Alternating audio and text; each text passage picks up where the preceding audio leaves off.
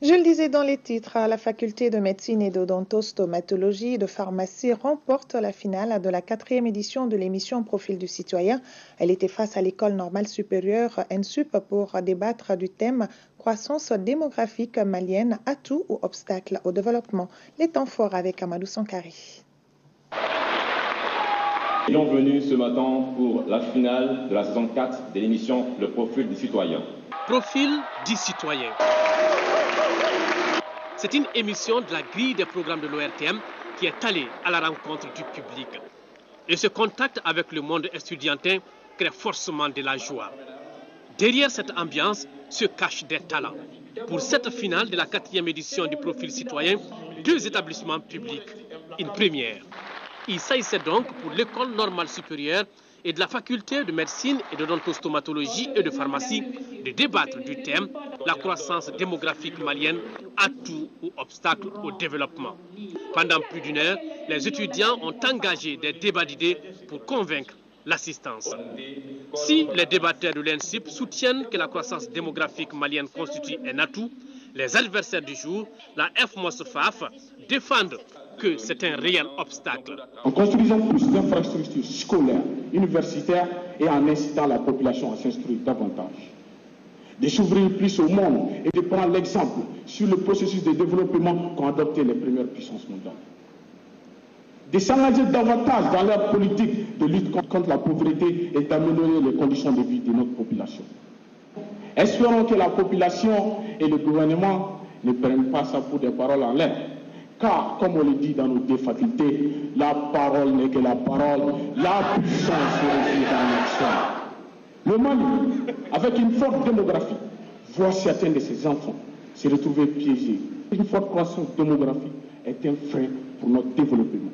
Pour un pays dans lequel le taux de mortalité infantile est de 104,34 pour 1000, si jamais nous adoptons ce que des médecins qui ne sont pas joués, je vous jure que le peuple malien ira tout droit à la disparition parce que le taux de mortalité sera à la hausse, le taux de natalité sera à la baisse.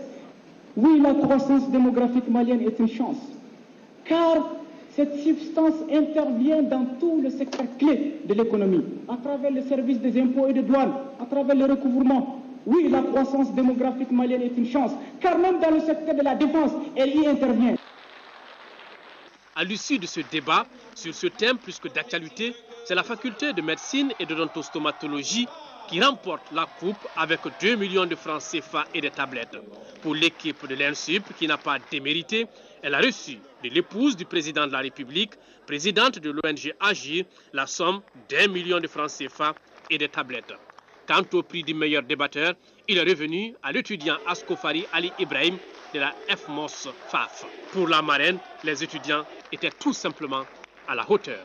Il faut que les jeunes s'investissent, qui débattent de tout, qui débattent réellement des problèmes de la jeunesse, des problèmes de développement, parce qu'on ne peut rien faire sans eux. Une de mes batailles est la démographie, la natalité est galopante au Mali, donc la planification familiale, c'est pourquoi j'ai un vaste programme de santé de la reproduction des adolescents, santé sexuelle de la reproduction. Donc moi je suis très très heureuse et qu'il y ait enfin des écoles publiques du Mali. C'est ça aussi l'importance et je voudrais saisir cette occasion pour féliciter tous les débatteurs, remercier tous ceux qui nous accompagnent, féliciter ACC, l'ORTM, parce que, bon, quelque part, on a commencé, on y croyait un peu, mais on a pu aller de l'avant.